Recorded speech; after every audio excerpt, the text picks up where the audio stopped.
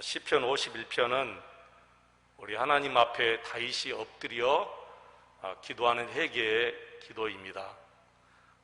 이 회개의 기도가 다윗만의 기도가 아니라 저와 여러분 우리 모두의 회개의 기도가 되시기를 주의 이름으로 축원을 드립니다. 오늘 마지막 세 번째 말씀인데 혹시 첫 번째, 두 번째 기억나십니까? 기억나지 않아도 좋습니다. 왜 그러냐면은 이미 그 하나님의 말씀이 여러분의 심령에 들어가 있기 때문에 그 말씀이 지금까지 여러분을 만들어냈어요.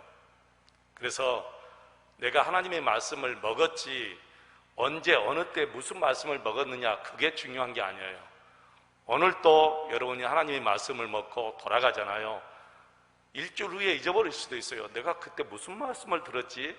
그러나 먹은 것은 잊어버릴 수 있지만 먹은 것은 내 몸에 이미 살이 되고 피가 된 거예요. 그래서 하나님의 말씀이 저와 여러분을 오늘 여기까지 있게 하신 줄로 믿습니다. 첫 번째 말씀은 내가 죄인이다 라는 사실이죠. 어떤 죄인이요? 죽을 죄인, 지옥 갈 수밖에 없는 죄인. 나는 죄인인데 그냥 죄인이 아니고 죽을 수밖에 없고 지옥 갈 수밖에 없고 하나님께 용서받을 수 없는 죄인이다라는 사실을 하나님께 고백하는 것. 사실 이것이 회개의 첫 번째 단계예요. 그 다음 두 번째 단계는 믿는 단계인데 내가 이렇게 하나님 앞에 고백했잖아요. 그러면 우리 하나님께서 나를 용서해 주시는데 용서만 아니라 우리의 모든 죄까지 완전히 씻어주신다는 거예요. 지워져 버린다는 거예요. 이거 믿어야 돼요. 믿는 단계가 두 번째예요. 여러분 믿으십니까? 예, 아멘. 내가 죽을 죄인입니다. 나는 지옥 갈 죄인입니다. 나는 죄덩어리입니다. 그래서 하나님, 나는 하나님께 용서할 수 없는 죄인입니다. 이렇게 하나님께 기도하면 하나님께서 나의 죄를 다 용서하시고 원죄까지 다 지워주신다는 거예요. 이걸 믿어야 돼요, 우리가. 여러분 믿으시죠? 이제 세 번째 단계가 정말 중요한데요. 이렇게 믿고 살면 우리가 우리 삶 속에서 생활 속에서 반드시 죄와 싸워 이기며 구원의 기쁨을 누리고 살아야 된다는 거예요. 죄와 싸워서 지면 구원의 기쁨이 사라지고 없어져요. 그러나 죄와 싸워서 승리하고 살면 반드시 구원의 기쁨과 성도의 교제와 봉사의 기쁨, 헌금의 기쁨, 이 모든 기쁨들이 다 회복되는 거예요. 그래서 오늘 말씀이 정말 중요한 것이죠. 그런데요, 죄와 싸워서 이기기 위해서는 사람의 힘으로 안 된다는 거예요. 다윗이 그걸 알았어요. 한번 볼까요, 여러분? 10절 말씀을 한번 우리 읽겠습니다. 오늘 본문 10절입니다. 시작.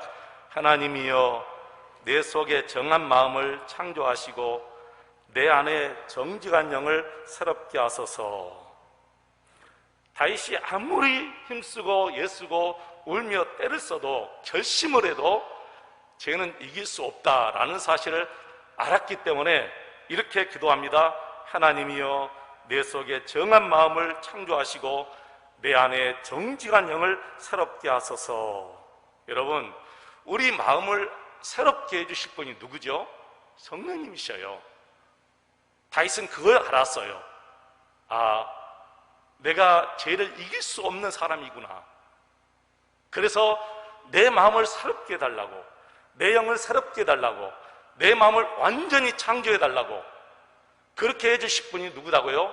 성령 하나님이신데 바로 에스겔서에서 그걸 예언했어요.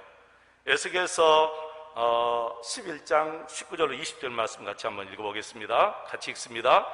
내가 그들에게 한 마음을 주고 그 속에 새 영을 주며 그 몸에서 돌 같은 마음을 제거하고 살처럼 부드러운 마음을 주어 내 율례를 따르며 내 규례를 지켜 행하게 하리니 그들은 내 백성이 되고 나는 그들의 하나님이 되리라.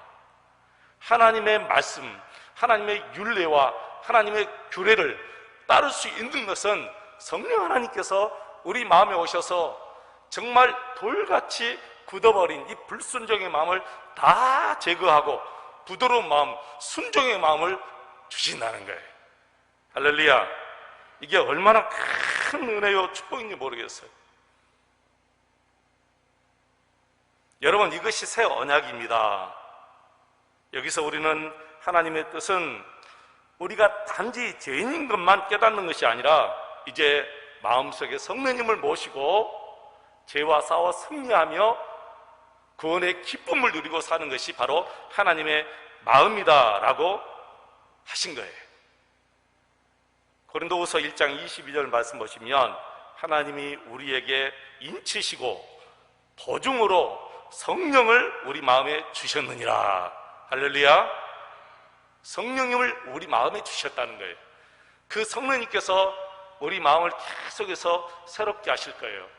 불순종의 굳은 돌 같은 불순종의 굳은 마음을 성령 하나님이 다 제거시켜 주시고 부드러운 마음, 순종의 마음을 하나님께서 주실 거예요.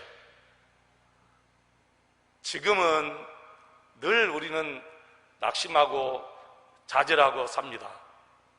죄와 싸워서 승리하지 못하고 삽니다. 그래서 더 낙심이 됩니다.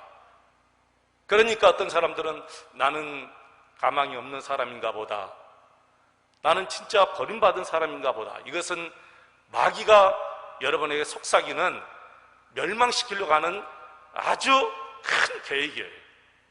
그래서 여러분은 마귀의 음성에 귀를 듣는 것이 아니라 하나님의 말씀을 믿어야 돼요. 그것들은 전부 다, 여러분, 마귀도 직접 얘기합니까? 까만 옷을 입고 까만 망토 쓰고 여러분에게 나타나서 너 가망 없는 사람이야, 그런가요? 안 그러잖아요. 근데 우리 마음속에 나는 가망 없는 사람인가 보다, 나는 이제 정말 쓸모없는 사람인가 보다, 나는 하나님께 버림받은 사람인가 보다, 이게 다 여러분의 느낌이고 감정이잖아요. 이런 걸 다 버리고 이제는 오직 하나님의 말씀만 믿고 살라는 거예요. 하나님이 우리에게 인치시고 보증으로 성령을 우리 마음에 주셨고, 그 성령 하나님께서 우리 마음에 굳은 돌 같은 우리 마음을 다 제거시키시고 하나님의 율례, 하나님의 규례, 말씀에 순종할 수 있는 마음을 주신다고 말씀하셨어요. 그렇기 때문에 우리는 이 말씀을 믿고 우리가 진정으로 회개하고 하나님께서 내 죄를 용서했고 내 모든 죄까지 다 지워버렸다는 것을 믿는다면 이제는 여러분 예수님 따라가며 말씀에 순종하며 죄와 싸워 승리하며 구원의 기쁨을 우리가 누리고 살아야 된다는 거죠. 이것이 세 번째 마지막 회개에 합당한 열매를 맺고 사는 길입니다. 여기까지 우리가 가야 돼요. 우리가 진정한 예배를 드릴 수 있는 것은 바로 이 구원의 확신, 죄를 이기며 살 수 있는 그 단계까지 가야 정말 뜨겁고 진정한 예배를 드릴 수 있는 거예요. 여기까지 가지 못하면 예배를 정말 진정으로 뜨겁게 드릴 수가 없어요. 여러분 19절 말씀 한번 보십시오. 19절 같이 한번 읽겠습니다. 그때 주께서 의로운 제사와 번제와 온전한 번제를 기뻐하시리니 그때 그들이 수소를 주의 제단에 드리리이다. 아멘. 문제는 우리 마음이죠. 성경은 사람들이 하나님을 마음에 모시기를 싫어한다고 로마서 1장 28절에 기록되어 있어요. 사람들이 하나님을 마음에 모시기를 싫어한대요. 이것은 두 가지 의미가 있어요. 불신자들에게 주는 의미도 있지만 우리 신자들에게도 주는 의미가 있습니다. 사실 불신자들은 하나님 마음에 모신다는 생각조차 들 수가 없어요. 여러분이 하나님을 알고 하나님을 마음에 모시고 사는 것 다 성령께서 주신 거지 여러분 마음에서 나온 것일까요? 아니잖아요. 그렇기 때문에 불신자들은 노골적으로 하나님 모르고 하나님 안 모시고 삽니다. 아예 하나님 모시려고 생각하지를 않아요. 그렇지만 신자들은 어떻습니까? 신자들은 하나님을 마음에 모시고 살지만 하나님을 무시하고 살아요. 하나님을 모욕하며 삽니다. 그것이 무엇일까요? 모시고 살지만 그 하나님과 함께 살지 아니하고 하나님을 버려두는 거예요. 이것은 하나님을 대단히 모욕하는 것이거든요. 그래서 마음에 하나님 모시기를 싫어한다, 이 말씀이 우리 신자들에게 주어지는 말씀이에요. 여러분, 하나님은 우리 예수님을 마음에 모셨으면 우리 예수님을 대접해 드리시기를 바랍니다. 손님을 모셔놓고 내버려 두는 것은 그 손님을 모욕하는 것이고 손님을 무시하는 것이잖아요. 손님을 모셨으면 정말 정중하게 식사도 잘 준비해서 드려야 되고 차도 잘 끓여서 내놓아야 되고 과일도 예쁘게 잘 깎아서 내놓아야 되는 것이 손님을 대접해 드리는 것입니다. 손님 모시라 해놓고 초대해 놓고 내버려 두면 그 손님을 얼마나 모욕감 주는 것입니다. 저와 여러분이 혹시 하나님께 이렇게 하나님께 모욕감을 주며 살지 않는지 우리 자신을 한번 살펴보아야 돼요. 정말 내가 우리 예수님 모셔놓고 과일도 예쁘게 깎아서 예수님 드렸는지, 밥도 국도 잘해서 예수님 드렸는지, 이것은 우리 삶을 얘기하는 거예요. 우리 삶을 그렇게 예수님 앞에 잘 내려놓아야 돼요. 그렇게 하지 않는 것은 우리 예수님을 마음에 모셔놓고 대접해 드리지 않는 것이고 그것은 결국 하나님을 모욕하는 것이죠. 이런 예배를 하나님이 기뻐하지 않는다, 그렇게 말씀하셨어요. 다윗은 간음하고도 살인죄를 짓고 나서도 제사는 잘 드렸어요. 다윗은 너무 큰 부자이기 때문에 여러분, 하나님 앞에 드릴 소가 없겠어요? 예양권에 염소가 없겠어요? 뭐 양이 없겠어요? 그러니까 너무 부자이기 때문에 이런 죄를 지었음에도 불구하고 제사는 잘 드렸어요. 16절 열어보십시오. 같이 한번 읽겠습니다. 16절입니다. 주께서는 제사를 기뻐하지 아니하시나니 그렇지 아니하면 내가 드렸을 것이라. 주는 번제를 기뻐하지 아니하시나이다. 아멘. 이제 다윗이 깨달은 것이죠. 주님께서는 내가 이렇게 간음죄를 짓고 살인죄를 짓고 나서 회개하지도 않고 그냥 아무렇지도 않는 것처럼 버젓이 하나님 앞에 이렇게 번제, 이렇게 한목제 다 드린 거 쓸데없었구나, 다 한 거예요. 깨닫게 된 거예요. 그 다음에 다시 17절 같이 한번 읽겠습니다. 하나님께서 구하시는 제사는 상한 심령이라. 하나님이여, 상하고 통회하는 마음을 주께서 멸시하지 아니하시리이다. 아멘. 이제야 깨닫는 거예요. 하나님께서 지금 내게 원하는 것은 번제와 수소가 아니라 상한 심령이구나. 상한 심령은 마음을 찢고 예수님을 모시는 것이 상한 심령이에요. 마음을 찢고 하나님을 모셔드리는 것, 그리고 하나님께 대접해드리는 것. 여러분, 마음을 찢는 예배가 우선이라는 거예요. 이런 예배를 드리고 나면 결국에는 19절에 고백이 나오죠. 19절 다시 한번 읽겠습니다. 그때 주께서 의로운 제사와 번제와 온전한 번제를 기뻐하시리니 그때 그들이 스스로를 주의 제단에 드리리다. 아멘. 너무너무 귀한 말씀이잖아. 여러분, 상한 마음을 찢고 회개하고 예수님을 마음에 모시고 사는 이 마음이 우리에게 우선 있어야 된다는 거예요.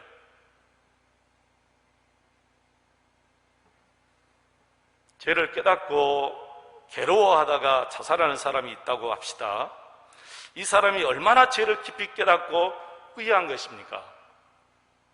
그러나 그것 때문에 그들의 죄가 용서받고 지워질까요? 천만의 말씀입니다.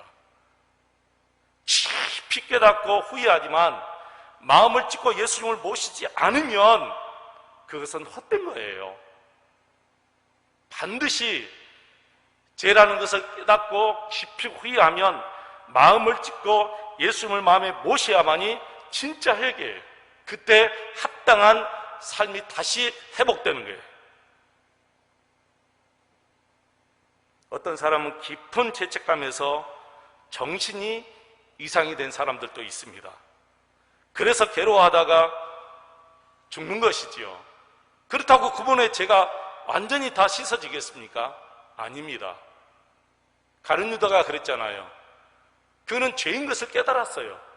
깊이 뉘우쳤어요. 그런데 마음을 찢고 예수님을 못 모셨어요.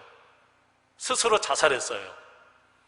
그는 용서받을 수 없고 그의 죄가 깨끗이 사함받을 수가 없는 거예요.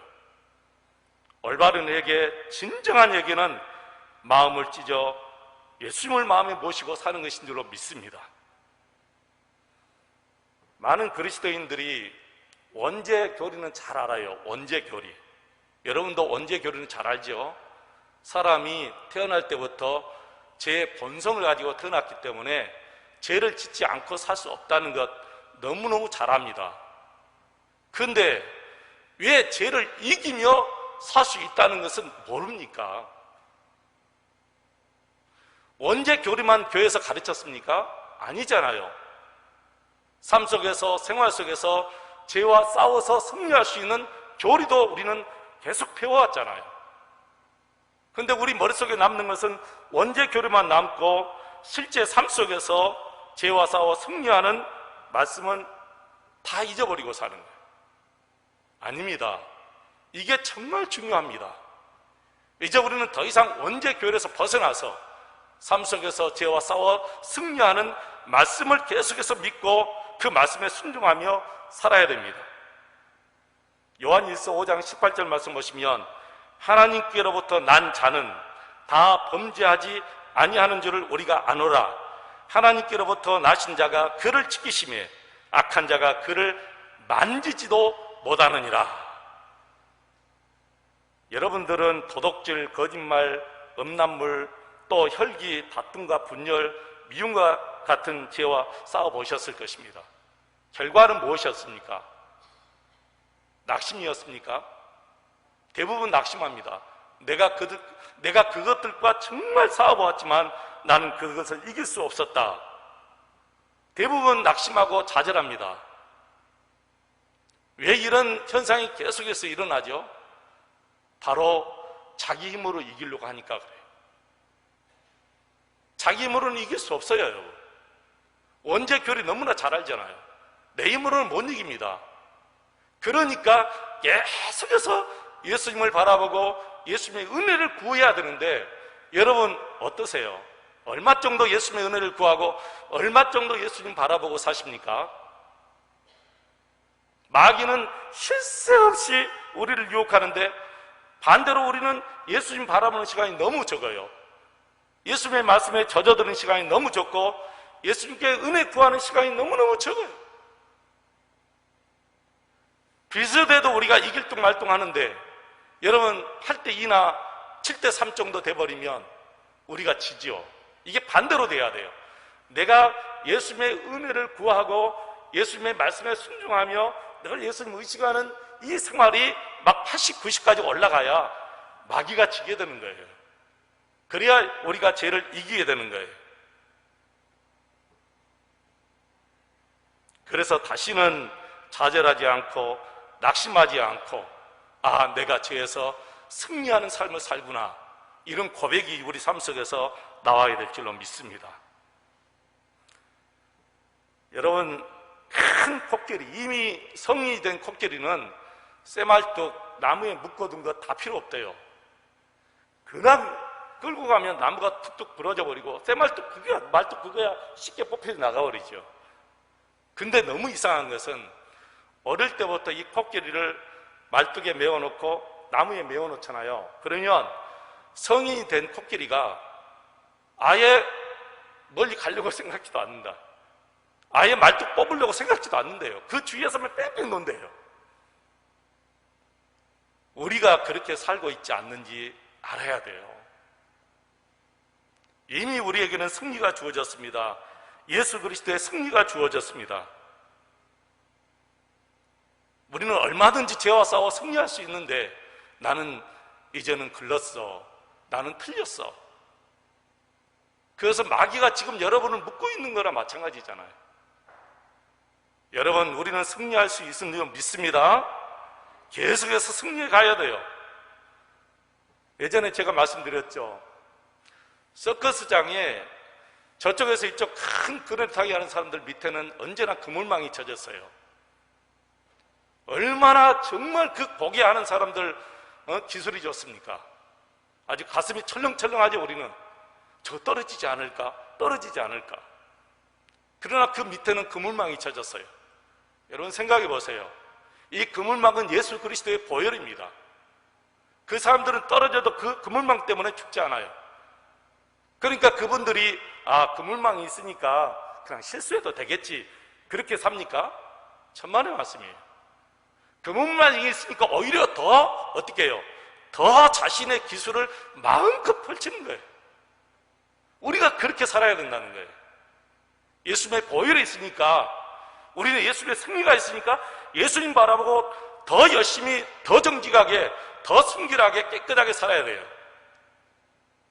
예수님 그물망이 있으니까 내가 살다가 죄 지어도 괜찮겠지, 이건 잘못 사는 거예요. 이런 일은 있을 수 없는 거예요.